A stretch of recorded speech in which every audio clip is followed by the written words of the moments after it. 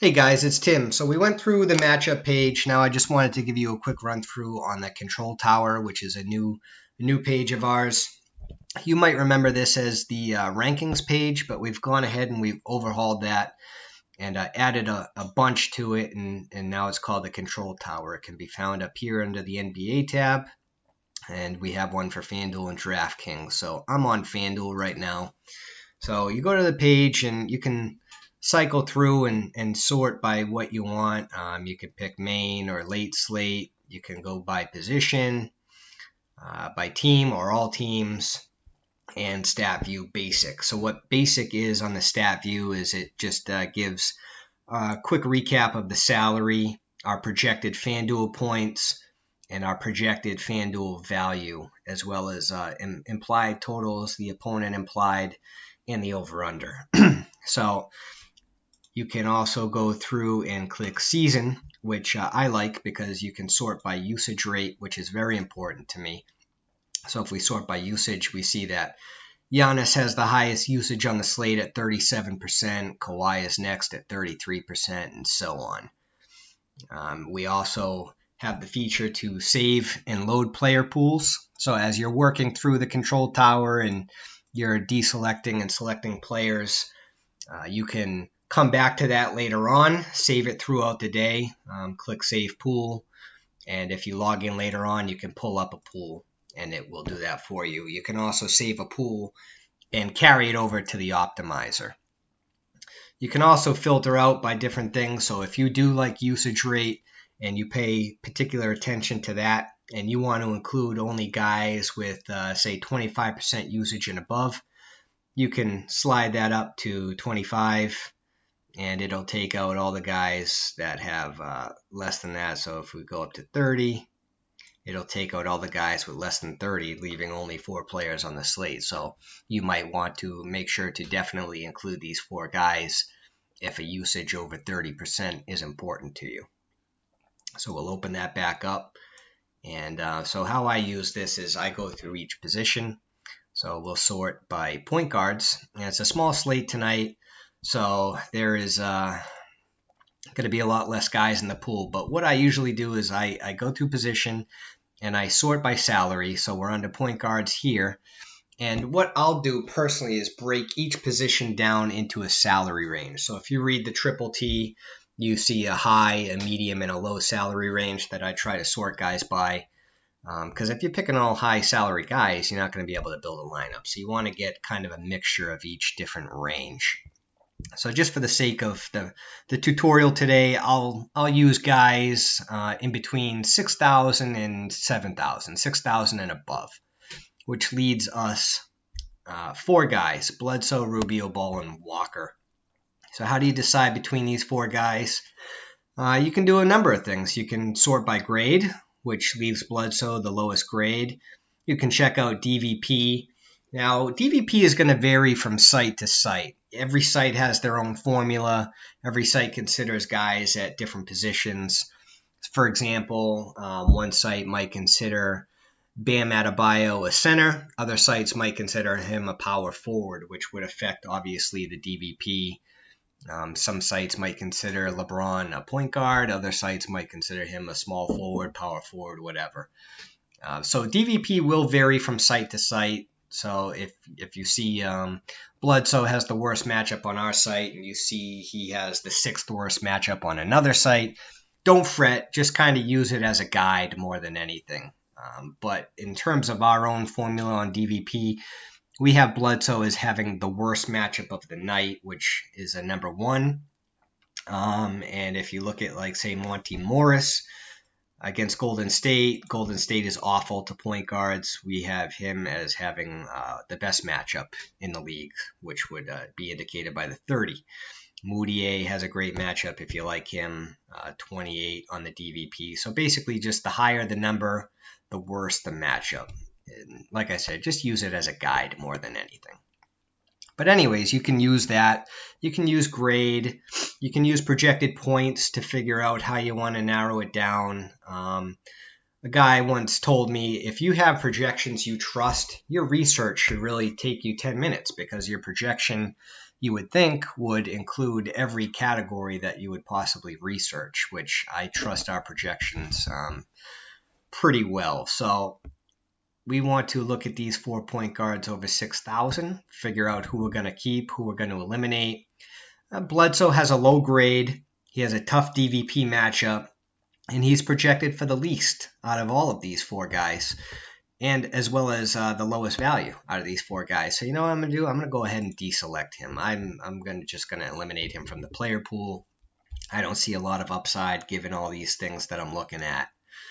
That leaves us with Rubio, Ball, and Walker. How do we decide between these? Rubio has the highest grade. He has a good DVP matchup, and he's projected for the highest, tied with Lonzo Ball, as well as the best value. If we want to kind of decide between Ball and Rubio on terms of DVP, you can open up their individual player card to kind of drill down a little more. So we're going to open up Ball. We give his game log, his usage rates through each game. This is actually really helpful because say last game against Detroit, you remember that Drew and Ingram were both out, and you saw that Lonzo had a 30% usage rate that game. So if going into tonight's game, we find out that Drew is out or Ingram is out or any other guys, you might remember, hey, geez, I remember that Ball had a 30% usage, which was much higher than his usual number with those couple guys out. So that's something you can look at. Game logs can be very useful in that regard. And you can also look at how he performs at his salary. He's $6,500, so you can look at his performance at salary.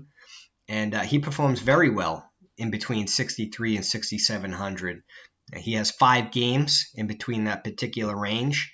And we have a boom rate of 80% and a bust rate of 0%. So a bust rate, it would be 4x or less. So we see that he's scored 4x or more in 5 out of these 5 games, and 5x in 4 out of the 5 games. So the boom rate is 5x or more. And obviously 4 out of 5 games would leave an 80% boom rate. So he performs very well at this salary. The matchup isn't the greatest against Utah, but once again, we project him for 38 points, and he performs very well at his current salary range. If you want to look at how he performs against our projections, you can click on projection versus actual, and that will pull up what we've projected him at and how he's performed relative to that. So it's also a good way to kind of audit our projections. Now, Ball is kind of all over the place because of all the injuries that the Pelicans have had. So you'll see a lot more even if you look at other guys. But that's a good way to tell how he performs in regards to our projections. You can also look at his splits. If you want to compare Ball's splits to Walker's splits, how does he compare on Thursdays with 2 days rest? And these will be tailored to what's going on that particular night. So if Ball was on a back-to-back or a 1 day rest, 2 days rest, that's built into this. So you don't have to go through and wonder how many days rest these guys are on, or it'll say Thursday if it's Thursday, it'll say Friday if it's Friday. So this will change with the particular day and what that guy has. So we'll see teams over 500. He scores a little less than his season average, so a point less. He has a few less rebounds, a few less assists. So he's obviously much better against teams under 500 than he is teams over 500. That's a good thing to look at if you're comparing who to keep and who to cut. So just for the sake of this exercise, this walkthrough, I like Ball and Rubio kind of more than Kemba, so I'm going to deselect Kemba, and I'm going to go with the 2 highest values on the guys that are over 6,000. And you can do that for each one. So we'll say in the 5,000 to 6,000 range, Beverly has the lowest grade, so we'll deselect him. And then below 5,000, there's not really a ton down here in terms of highly graded players. Morris has a high grade, so I'm going to keep him. I'm going to kind of deselect all these other guys that I don't like, that I want to exclude from my player pool. There might be a guy down here who you do like. It's up to you. If you mess with these sliders and it ends up bringing a guy who's graded over 40, and you like guys that are graded over 40, then you click him and include him. But for now, for the sake of this tutorial, I'll include these 5 guys in my player pool, and I'll go through each position, and I will do the same exercise. I'll pull up player cards. I'll look at who's outperforming their salary, who's underperforming their salary, who has the best DVP, who has the best value of that particular position. You could sort by value or whatever, and go through that. So you can sort by projected points, salary, and whatnot. So we can, looks like I lost my selections, but go through and make your selections. So once you're done, say you gotta go eat lunch or something, and you want to come back to this later, you can click Save Pool. So we'll do Tim's Demo Pool. You can click Save, and if you come back later, open up the page, you can load Tim's Demo Pool, load pool, and it'll load for you. So that's just a quick walkthrough on how to use the control tower, how I use it to build a player pool, go through each salary range, and pick a guy or two from each salary range, and I will include those in my pool. I'll save my pool, and then we can go over to the optimizer, open up the FanDuel optimizer. So you've gone through building your pool all day, and it's 6:30 at night, and you're ready to finally build a lineup. You can choose to use the optimizer, or you can build by hand. Both options work, but you open up the optimizer, and you go to My Saved Pools, and you can load whichever pool you want. So we just did the Tim's Demo Pool, 1138. You click that, load the pool, and then you can build some lineups via that, or see what it's spitting out on you, and if you like that and want to move forward with it. All right, guys, so that's just a quick run through of the control tower and the sliders, the features to use, the player cards. If you have any questions, don't hesitate to tag me, Lenny, Rob, Chris, Gary, Jeff, whoever else you want to, and we'll be happy to answer any questions you have. All right, thanks a lot, guys.